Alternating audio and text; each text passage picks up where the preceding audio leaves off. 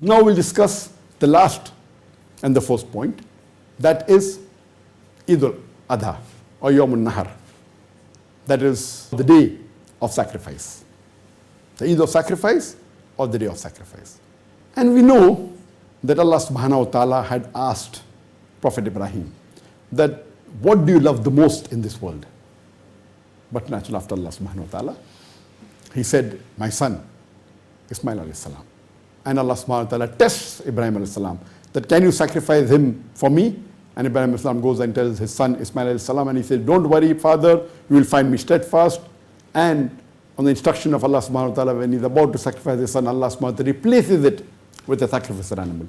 And this is what we remember every year in Eidul Adha, that we should be able to sacrifice anything in this world for the sake of Allah subhanahu wa ta'ala. And during Yaumul Nahr, day of sacrifice, and Eidul Adha, the day of sacrifice, if we have the means, we sacrifice an animal. For one person it is a goat, or if you want to do a big animal like a cow or a camel, it can be for 7 people. And it's mentioned in Surah Hajj, chapter number 22, verse number 37.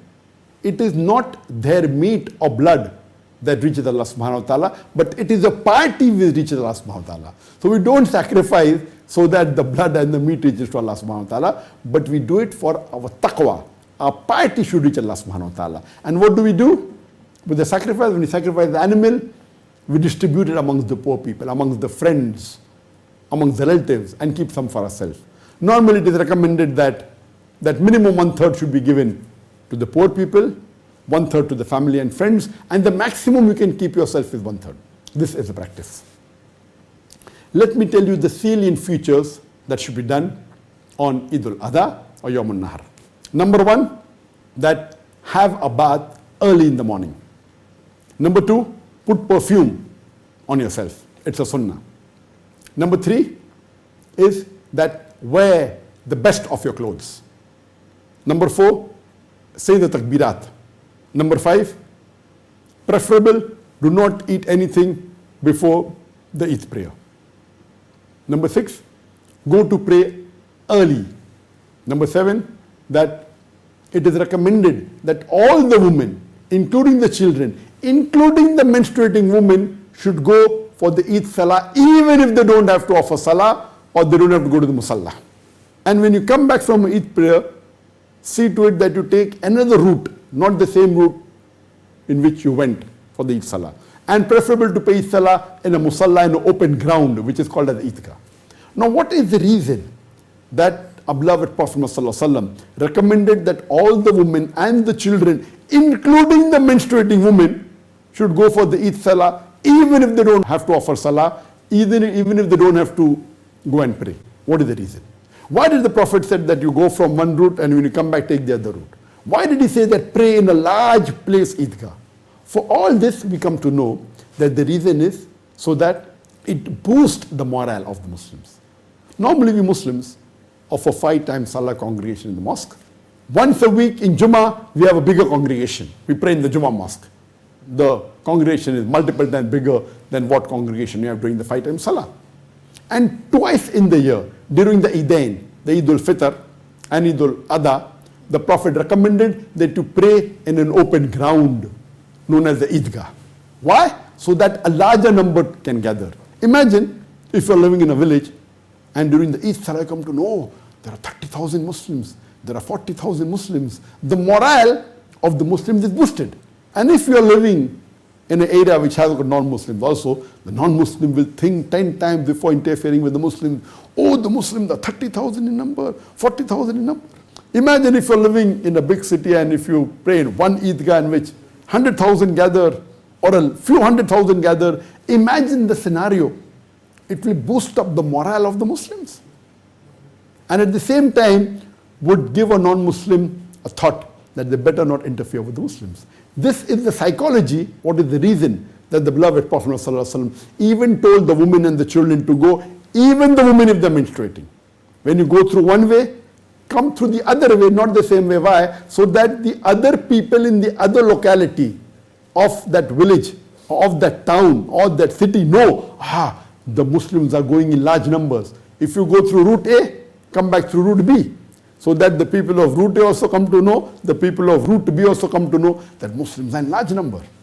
The next important point, when you come back, if you have the means, you sacrifice an animal, if Allah has given you the means. Later on, you go and meet your family friends. It's the day of celebration. And when you meet, the greeting is, تَقَبَّلَ اللَّهُ مِنَّا وَمِنْكُمْ. May Allah subhanahu wa ta'ala accept the good deeds from us and from you. Normally, in India, Pakistan, they say Eid Mubarak or other words.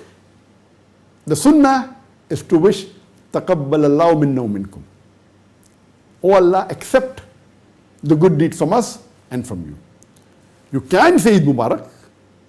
It is mubah. But the right thing is as the Prophet and the Sahabas wished each other.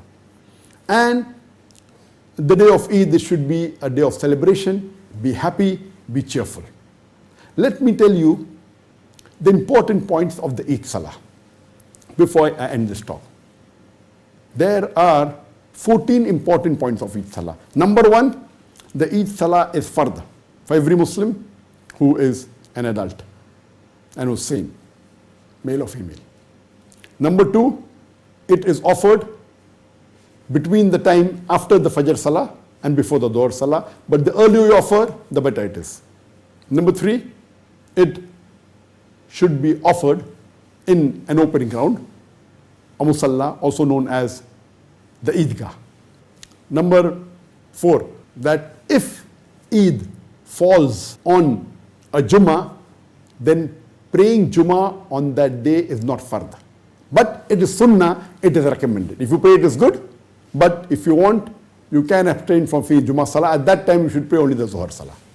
Next point, number 5, is that there is no adhan or no aqama before the Eid Salah.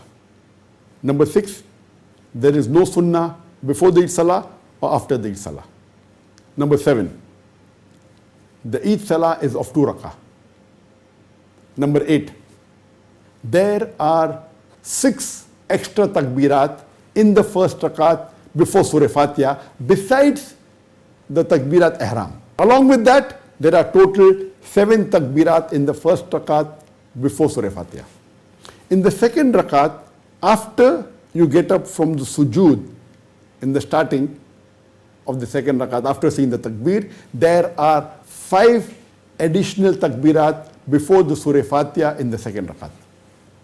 9th point is that it is sunnah to recite Surah Allaah in the first rakat and Surah Ghashiyah in the second rakat.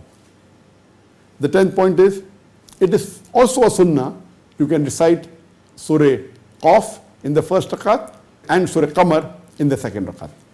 The 12th is that after the Eid Salah, there is a khutbah. The 13th point is, it is recommended that you hear the khutbah of the Imam after the Salah. But it is not a fard. It is highly recommended. And the 14th point is, when you go for Salah, and from one route, see to it while coming back, you take the other route. These were the 14 salient points of the Eid Salah. And I've covered in brief, in as short a time as possible, the importance of the first 10 days of Dhul Hijjah.